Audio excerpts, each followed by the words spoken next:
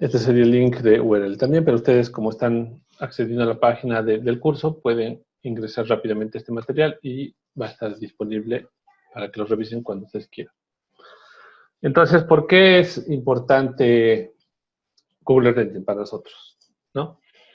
Entonces, ya en 2012 se preveía que estábamos entrando en una nueva generación de información digital de la Tierra, ¿no?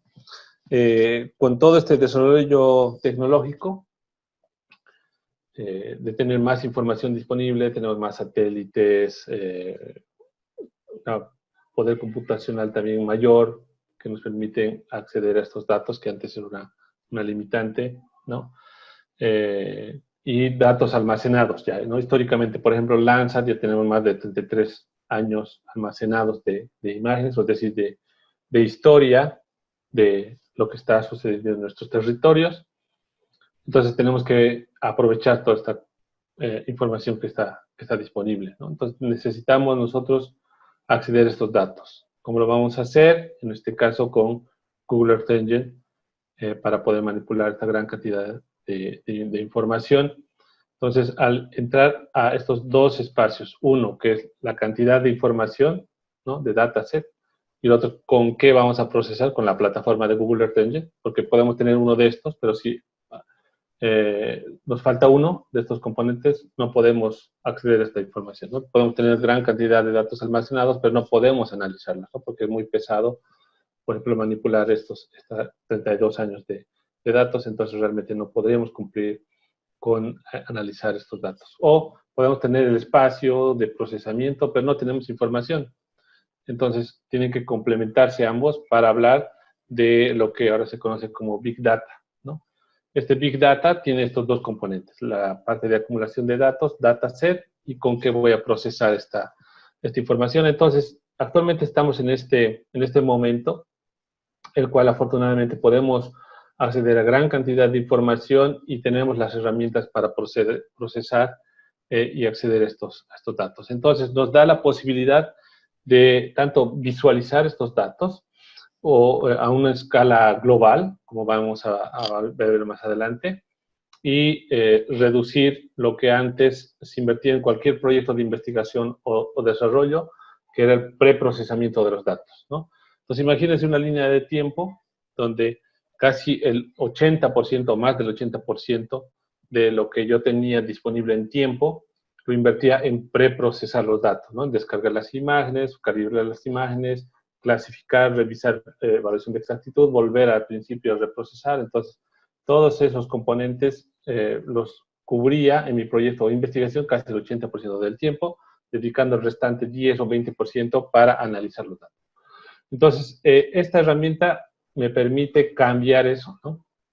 Entonces, se van a dar cuenta ustedes que cuando utilizamos esta plataforma, yo voy a invertir 10 o menos del 10% en procesar los datos y voy a tener más tiempo para sacarle el provecho a estos datos o analizarlos, ¿no? Entonces, esta es la ventaja fundamental de Google Earth Engine, ¿sí? Darle la posibilidad a los investigadores o los que van a desarrollar investigación a poder realmente analizar los datos para poder interpretarlos de manera más coherente respecto al cambio de uso de la tierra, dinámicas de inundaciones, el cambio climático, ¿no? Y ver realmente qué es lo que va a pasar hacia el futuro. Entonces, todos estos componentes los voy a poder cubrir con este paradigma del Big Data, ¿no? Entonces, actualmente tenemos gran cantidad de satélites que cumplen diferentes funciones, es decir, capturan diferentes niveles de información de la Tierra, ¿no? Entonces, uno de sus compañeros, por ejemplo, preguntaba de variación magnética, ¿no?, que tiene varias aplicaciones específicas en este caso respecto a lo que está pasando en nuestra cobertura terrestre, que tiene que ver con el movimiento de humedad del suelo, ¿no?, la altitud de mantas freáticas, etcétera, ¿no?, para incluso variación de deslizamientos, un montón de otras aplicaciones que se pueden dar con esta tecnología. Entonces, tenemos información disponible en la plataforma para darle aplicaciones en función a los requerimientos de los usuarios, ¿no? Entonces, de los más comunes, digamos, los que más se utilizan, principalmente por estar mucho, acumular gran cantidad de información en el tiempo, y porque en su momento ha sido pensado para varias aplicaciones, principalmente medioambientales, es decir, para cubrir vegetación, suelo y agua, que serían los tres componentes que más se evalúan a escala planetaria. Estamos hablando entonces de Landsat, que sería el que tiene más información acumulada, Sentinel y MODIS para cumplir estos objetivos a diferentes resoluciones espaciales y temporales, ¿no? Entonces vamos a ir detallando eso cuando estábamos trabajando con estos datos, ¿no? Entonces, además, diferentes resoluciones espectrales que tienen que ver con las longitudes de onda que tiene cada una de las imágenes, y desde ahí está la aplicación que se le puede dar a esos datos, ¿no? Entonces, cada vez se están lanzando nuevos satélites. Si ustedes están en conocimiento, recientemente se ha puesto disponible datos de imágenes ópticas también con una excelente resolución espacial, 2 metros de resolución, totalmente libres a escala Sudamérica. Estamos hablando de Sivers 4A, ¿no?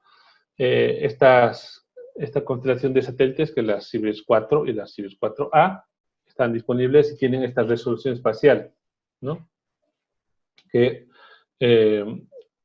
ningún otro satélite, por lo menos, desde luego, de datos abiertos, es decir, que sin costo se puede acceder a estos datos, no está disponible en el mercado, digámoslo así, ¿no? El espacio donde nosotros podemos consultar esos datos. Entonces, y así varios ejemplos, ¿no?, de nuevos satélites que se van a lanzar para poner disponible estos datos para los investigadores. Entonces, se sigue acumulando información y tenemos que tener nosotros las herramientas suficientes para sacarle provecho. Hablando de Sentinel, por ejemplo, todos estos datos de Sentinel en específico y de Landsat, por supuesto, están disponibles en Google Earth Engine a diferentes niveles de calibración. Ya vamos a ver más adelante a qué nos referimos con diferentes niveles de calibración, pero es adelanto que tiene que ver con el nivel de procesamiento y la calidad de datos que están disponibles en la plataforma. Lo primero, el primer satélite es Sentinel-1, que es un satélite que capta información de radar, ¿no?, de SAR, que está disponible en Google Earth Engine y provee información actualizada para, por ejemplo, evaluación de cambio de uso de cobertura en regiones donde están cubiertos de nubes casi todo el año. Entonces, radar puede penetrar las nubes y podemos tener información continua de estos espacios que normalmente no se podían evaluar. Puede ser, por ejemplo, para análisis de biomasa, para hacer cambios de inundaciones, ¿no? Entonces, y otras aplicaciones relacionadas a radar, ¿no? Después tenemos Sentinel-2, tenemos la constelación de dos satélites, en este caso de Sentinel-2, el 2A y el 2B. A nivel global, esta constelación, por ejemplo, nos da una resolución temporal máxima de hasta 3 días, ¿no? Entonces, en un lugar en específico donde yo voy a hacer mis evaluaciones, con un espacio de hasta 3 días yo podría tener una nueva imagen para hacer monitoreo continuo de los datos, ¿no? Y con una resolución de hasta 10 metros, principalmente en el espectro electromagnético visible, ¿no? Tenemos Sentinel-3. Si ustedes conocen MODIS, tendría más o menos estas características, es decir, de multiespectral, con una resolución de 300 metros, es una menor resolución espacial, ¿no? Luego tenemos Sentinel-5P, que seguramente han visto varias publicaciones de este satélite para hacer evaluaciones de contaminación atmosférica, que están libres y están disponibles también en la plataforma de Google Earth Engine, por ejemplo, para ver emisiones de dióxido de carbono, monóxido de nitrógeno, dióxido de nitrógeno, ozono troposférico y otros componentes de contaminación atmosférica, ¿no? Entonces, todos estos datos están disponibles en la plataforma de Google Earth Engine. Ahora, los que han trabajado con Sentinel-5 antes que esté disponible en Google Earth Engine, están en un formato no convencional, ¿no? HDF5, ¿no? O algunos datos están disponibles en NC, ¿no? NetCDF. Estos dos formatos no son estándar, digamos. Bueno, en algún medio sí, pero son muy difíciles de procesar. Es decir, no todos los software, todos los programas de computadora procesan estos formatos, ¿no? Entonces, para desdoblar a un formato que te permite analizar de manera fácil, digamos, los datos, se necesita hacer una transformación, ¿no? Entonces, si uno va a la página de la ESA, que es la proveedora de estos datos, descarga los datos, están en estos formatos, y para poder acceder, tiene que tener unos scripts específicos para procesar o desdoblar esta información. En cambio, en Google Earth Engine, y esta es una de las ventajas también que ustedes van a ver, es que está en formatos estándares, ¿no? Entonces, no necesitan ya hacer esa transformación porque está en un formato en el cual ustedes pueden comparar, sobreponer, por ejemplo, el Sentinel-5, pueden sobreponer Sentinel-2, Landsat, es decir, cualquier otro sensor, porque la infraestructura de Google Earth Engine lo permite, ¿no? Pueden intercalar diferentes datasets para sacar información en específico, ¿no? Incluso ustedes que trabajan con imágenes satelitales saben que no se puede componer, es decir, hacer una sumatoria de diferentes resoluciones, ¿no? Espaciales. Por ejemplo, puedo tener una imagen de 10 metros y una imagen de 50 metros. En un software convencional, tengo que rescalar a una de las dos resoluciones, ¿no? O voy a llevar esa de 50 a 10, o esta de 10 lo voy a llevar a 50, ¿no? Con las diferencias en pérdidas de información que tiene de bajar la resolución en algunos casos, ¿no?